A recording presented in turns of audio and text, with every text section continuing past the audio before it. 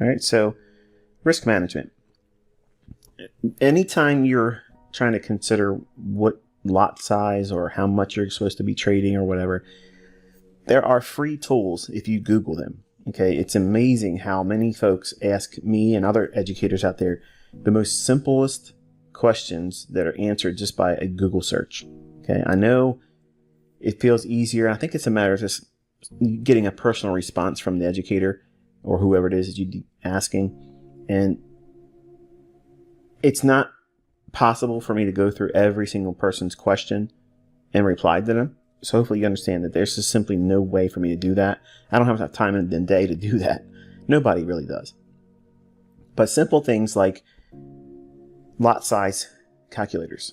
Okay, you can do a Google search on that, and there are some wonderful free applications and tools that will make that known to you by you just plugging in how much money you have in your account, what risk percentage are you trying to use, what size stop loss are you going to use, and it'll tell you how much leverage, if you're trading Forex, or what your lot size should be for futures. Now, I understand that's probably not the response that you're wanting, because you want to have an interactive experience with your educator or mentor. But these are really basic types of things that could be learned and understood and found the solution to by simply doing a little bit of the legwork yourself. With that said, I'm going to give you one example here and just kind of like walk it out for you. Assuming you had $10,000 and you're trading index futures, and you are using this trade idea that I'm outlining here that I was monitoring in the afternoon session. $10,000 is your equity. You want to take 1% risk per trade. So you're going to take that $10,000, times it by 0.01. That's going to give you a figure of 100. That's $100. That's what 1% of $10,000 is. That means that's the total amount of risk that you're willing to assume. We determined from the hypothetical entry of your demo account at 37.54 3/4 and a stop at 37.45 3/4. That's 9 points or 9 handles. Okay, that's what that 9 is.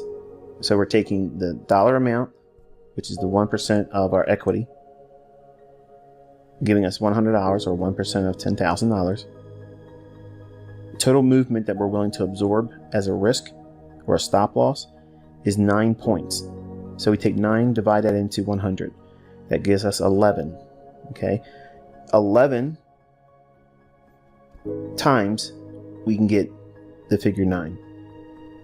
That 11, if we're going to trade a mini or E-mini futures contract on the S&P, the multiplier per contract is $50. So divide 50 into 11. You can't. So you right away you can't trade a mini if you're going to be risking 1%. So you have to drop down into the micros. So now we have 11 with the multiple of 5. So a micro lot on E-mini micro, instead of $50 per point, it's $5 per point. So how many 5s can you go into 11 with it? 2. So you can do 2 micro lots. Now, this might not be for you, because when I do risk management, I don't really factor in commissions. I'll just do the math like this. So you might look at that and say, well, what about commissions? That might not allow me to do 1%. If you're going to be very hardline about the risk management, and I get it, some of you should be like that in the beginning. But as you get more experience, you'll start thinking, oh, well, the covered costs of commissions and such, over time, that's fine. I'll work that out. But for risk management, just for the entry to stop loss, not factoring commission costs and fees with your broker or spread, okay, all those ideas need to be considered. But we're going to assume that they're not going to be considered for this example. You have to figure that out on your own if that's how you